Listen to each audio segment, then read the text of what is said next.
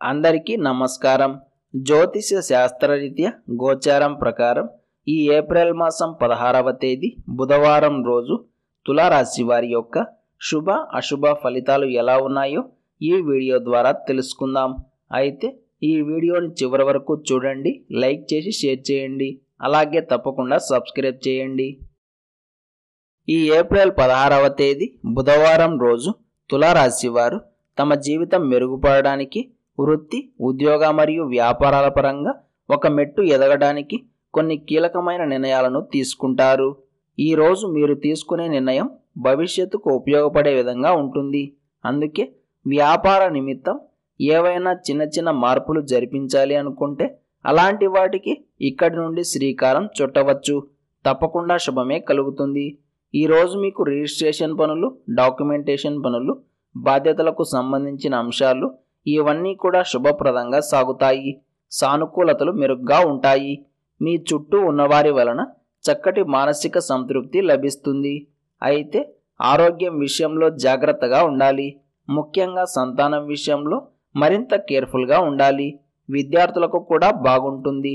ఈరోజు నిరుద్యోగులకు, అలాగే ఉద్యోగం ఉన్నవారు మరొక ఉద్యోగం కోసం వెతకడానికి, వ్యాపారాల నిమిత్తం కొత్త పెట్టుబడులు పెట్టడానికి కాలం చక్కగా కలిసి వస్తుంది. సమయానికి భోజనం, టైంకి నిద్ర రెండూ కూడా పుష్కలంగా అంది వస్తాయి. ఇందులో మాత్రం డౌట్ లేదు.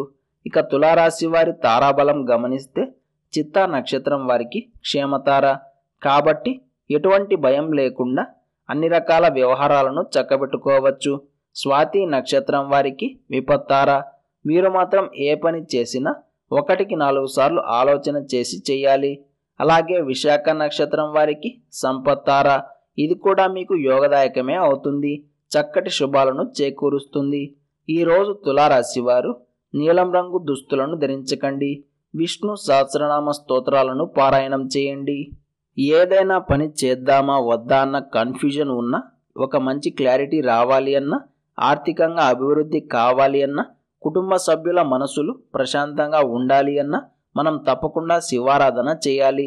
మేము చెప్పే విధంగా తరచూ చేస్తూ ఉంటే తప్పకుండా మంచి ఫలితాలను త్వరలోనే చూస్తారు.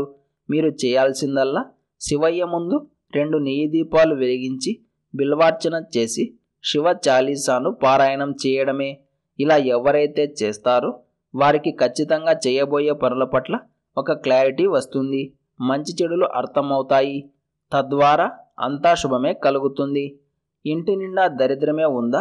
ఏ పని చేసినా ఏదో ఒక ఆటంకం, ఇబ్బంది వస్తూనే ఉన్నాయా? అయితే ఈ విధంగా చేయండి.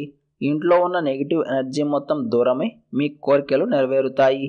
కాబట్టి నమ్మకంతో చేసి చూడండి.